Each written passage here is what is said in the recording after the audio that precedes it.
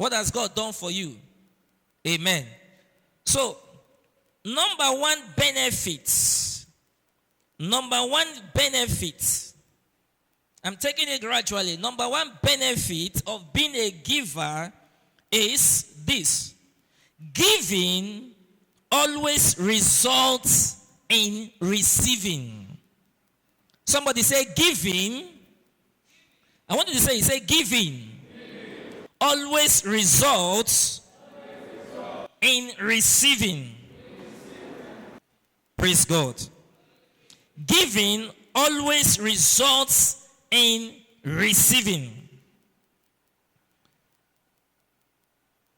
In Luke chapter 6 verse 38, give and it shall be given unto you, good measure, pressed down, shaken together, and running over shall men give into your bosom. It says, you should understand this. When you take a look at this scripture very well, this verse 38, God promises a return or promises to return your gift to you. Praise God. When you give to God, when you give in the house of God, it's like you are giving a gift. Praise the Lord. Now, God has promised us, according to Luke chapter 6 verse 38, that he will return back our gifts to us. Praise God. God promises to return your gift to you. And he says, you will receive a good measure. A good measure. Verse 38 says, give and it shall be given unto you. Good what? Measure. When you are receiving, you will receive what? A good measure. Good measure, pressed down, shaking over, and running over. It says, shall men give into your what? Bosom. He is not going to come down from heaven to bless you. Are you getting me? He is going to use man to do what? To bless you. Praise God. So, when you give to the house of God, or you give your gift to God, it will bless you in good measure and in pressed down, in shaking together. It will use man to give into your bosom. Praise the Lord. That man or that woman that is connected to your prosperity, that man or that woman that is connected to your blessing, that man that or that woman that is connected to your financial abundance or expansion, God will bring that person your way to give into your bosom. Praise God. So, benefit number one of being a giver is that when you give, there is always what? A result. Praise the Lord. Giving always results in receiving. Receiving. Praise the Lord. The source God uses doesn't matter. When God wants to bless you and he's using man, that man that is going to use does not matter. Amen? Are you getting what I'm saying? Whoever God is going to use to bless you doesn't matter at all. What is important is that you understand the biblical principle. And what is the biblical principle? When you give, you will receive in what? In return. Now, let me make you people understand this, because sometimes we tend to misunderstand scriptures in the course of trying to apply biblical principles. The motive of your giving is very important. Praise the Lord. Your motive for giving is very important. Very, very what? Important. Now, whenever you want to give, give with the intention that you are going to receive from God. Praise the Lord. Are you getting what I'm saying? Don't give with that mind that God, as I'm giving you, I know I'm going to receive. I want to receive so and so thing. He knows the best for you. Praise the Lord. Because what He's going to give you in return may not be that thing which you are actually what? Expecting. Praise God. But what He will give to you will definitely be necessary and important for you, even more than what you are what? Expecting. Your motive of giving is important. Your intention for giving. If you are giving purposely because you know that you have given, or if you are giving because you want to be made known, then your giving has a reward. Praise the Lord. Have you heard the scripture where the Bible says that when you are giving with your right hand, that you should not allow what? The left hand to know what you are giving. Praise the Lord. And whatever you are doing, He said, do it in what? In secret. And when your Father wants to reward you, He will reward you what? In open.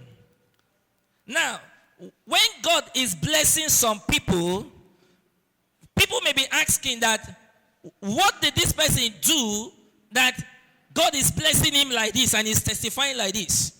It is simply because you did not know what He was doing in the secret. Praise the Lord.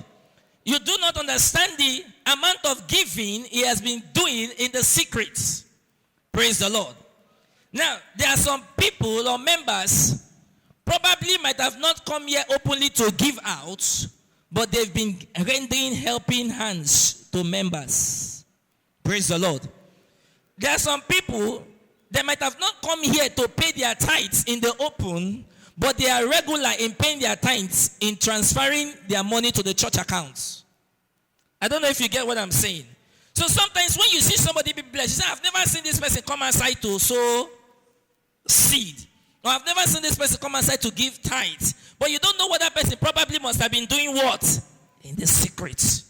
And when your Father wants to reward you, He will reward you what? In open for people to see. Praise the Lord. So benefit number one is that giving always results in what? Receiving. Now, also in that same scripture, Luke chapter 6 verse 38, you will receive the same measure that you give. Remember, the measure is not how much you give, but how much you give in proportion to your income. The Bible says that when Jesus Christ was speaking, He said, give, it shall be given unto you. Good measures, pressed down, shake it together, and run over, shall men give it to your bosom. Now, He said, in the same measure that you have what? Given. That same measure, I repeat, will be what? Given back to you again. Now, but He has already said that if He's giving us, He will give us in good measure, pressed down. Are you getting me? Now, He's saying that when you give, the same measure you use in giving, that same measure will be used to give to you again. So, how is it contradicting? It looks somehow as if it's contradicting. Praise the Lord. Because if I am giving 1,000 naira and I'm getting 1,000 naira back, then why am I giving? I don't know if you get what I'm saying. People put money in the bank or invest money somewhere because they want what? Interest, Abi? And because they want to make more money out of it, out of their investment. Now, let me give you this instance. If your bank calls you today and tells you that whenever, Mr. So, whenever you write a check, anytime you write a check of so and so amount, the bank will credit your account of double of that amount as a gift. Amen? If the bank tells you that anytime you issue a check of any amount, the bank will credit your account freely, double that amount, what will you do? The bank has giving me what? An open check. Praise the Lord.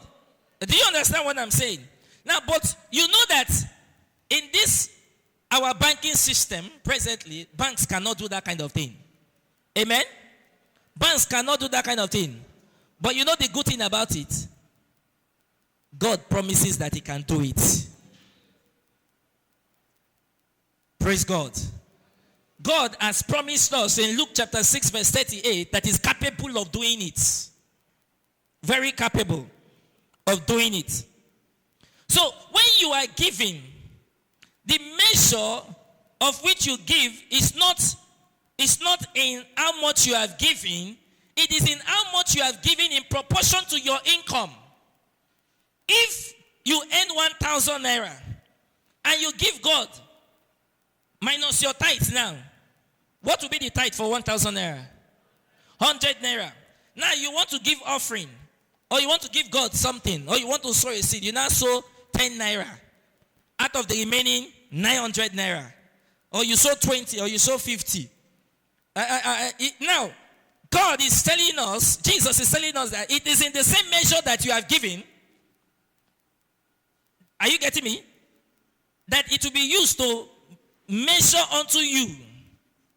What he's simply saying is this: in proportion to what you have earned, in proportion to your income, what have you given? Praise God. David said, I will not give God that which cost me nothing. I will not give God that which cost me what? Nothing. Praise the Lord. The scripture does not promise that if you give 1,000 naira, you will receive 1,000 naira in return like that. Praise God. You know, if God wants to bless you and return back to you, it may not only be in finance.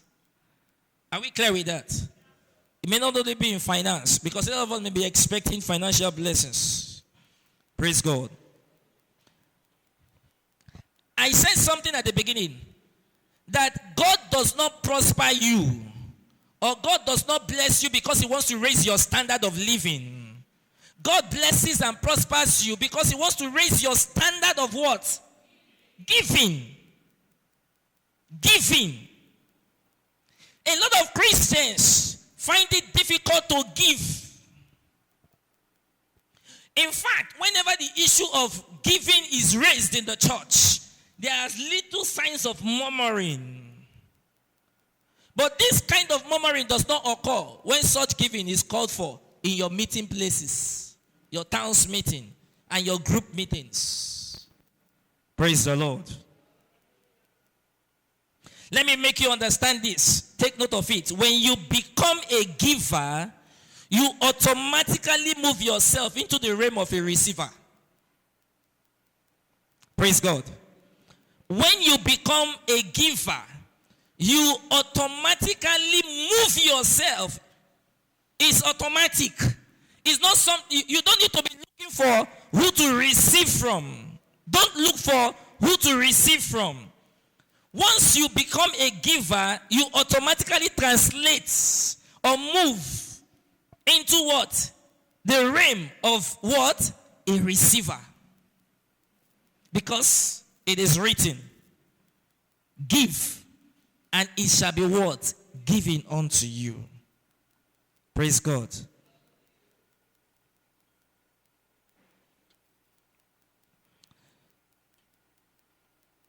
However, there are levels of receiving. There are different levels of receiving. Praise God. You know, if you read Mark chapter 4 verse 8, you will see where they say, and some he gave what? 60s, some 30s, and some 100 folds. Are you getting me? Now, that is as a result of their giving in proportion to their what? Income. I said something at the beginning. I said, your giving has a direct connection. Sorry, your income has a direct connection with your what? Your giving. So, the way I will give may be different from the way you will give, may be different from the way the other person will give, but when God is returning back to us, he will return back to us according to the proportion of our income. How we give according to the proportion of your income. So, Imagine somebody who is a millionaire, has 1 million naira in his account, and has given 200,000, and is left with how much? 800,000. And look at somebody else who has 200,000 in his account. That is all he has. Then he now gave 150,000 out of the 200,000. Praise the Lord. Now, the man who gave 200,000 out of 1 million, do you think that money is going to shake him much? Now, the one who gave 150,000 out of the only 200,000 that he has is going to shake him a bit. Amen? You know, his income is how much? 200. And he gave how much? 150. The one that has 1 million is giving how much? 200. Now, when God wants to return, both of them will have their rewards. Are you getting me? Definitely they must have their reward. Depending on the motive of giving. But one thing you should understand, it will be, he said in verse 38, he said, for with the same measure that ye made without, it shall be measured to you again. So, depending on how they have given, based on their income, God will also return back to them. May God help us to understand this in Jesus' name. Somebody should read Galatians chapter 6, verse 7 for us. If you are there, just read it. Mm-hmm.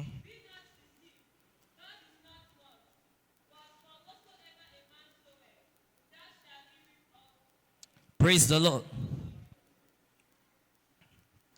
Be not deceived. God is not what? Mocked. For whatsoever a man do what? Sow it. That shall he do what? Reap also. Whatever you sow, you will reap. The rate at which you give will determine your rate of receiving. Praise the Lord. Benefit number 2. Benefit number 2. Giving is your God-given right. Giving is your God-given right. Number 1, I said in number 1 that giving always results in what? Receiving. The second one, giving is your God-given right. Now, when Jesus was giving this, there was no specific group of persons he was giving it to. Praise the Lord. Every saint has the right to claim it if he or she puts into action God's principles of giving. If you put into action this principle, whether you are a saint or you are not a believer, it works. Give, and it shall be what? Given unto you. Praise the Lord. God can never run out of funds. Everything in this world, they are at his disposal. He releases whenever he wants to release. He takes whenever he wants to take. Praise the Lord. God will always be able to meet his promise of giving back to us more than we give to him. And that is truth. Giving to God is not an obligation. Take note of that. Giving to God is not an obligation. It is an opportunity to put God's biblical principles into action. When you are giving to God, in social studies, they were taught rights and what? Obligation. Giving to God is not an obligation. Giving to God is an opportunity for you to demonstrate God's principles or put into practice God's principles of giving and his promises into action. So it's not an obligation, it's a right.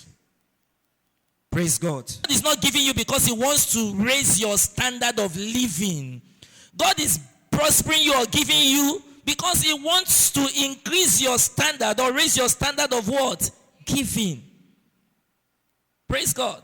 So when you have, and God has blessed you, you are using it to enrich yourself and yourself alone. And you are not using it to bless lives. then you are telling God that he has done wrong giving to you. Because you are only in raising your own standard of living, whereas God's gift to you is to raise your standard of what? Giving. He's giving you much so that you can give much. If you give 1,000 today and God blesses you with 1,500, tomorrow give 1,200, give 1,300, increase it. Are you getting me? Then he will increase it more. Praise God. If the entire body of Christ begin to operate in accordance with this biblical principle, we would witness the abundance Moses experienced. Praise the Lord. In Exodus chapter 36, 6 and 7, something happened there. Moses called on the people to give for the building of the house of God. And the way these people responded so much, the Bible recorded that they kept bringing. Oh, we want to build the house of God. This one said that we bring 100 bags of cement. This one said that we bring wood. This one said that we bring this. This one said that we bring that. Now, even the lowest person there who felt he or she had nothing, still opened his or her mouth and said, and we bring so and so thing. So, because of that, there was so much in the house of. Now, it was becoming so much that even the storehouse could not contain it. Are you getting me? Moses had to call the people and say, enough of your giving. Kai.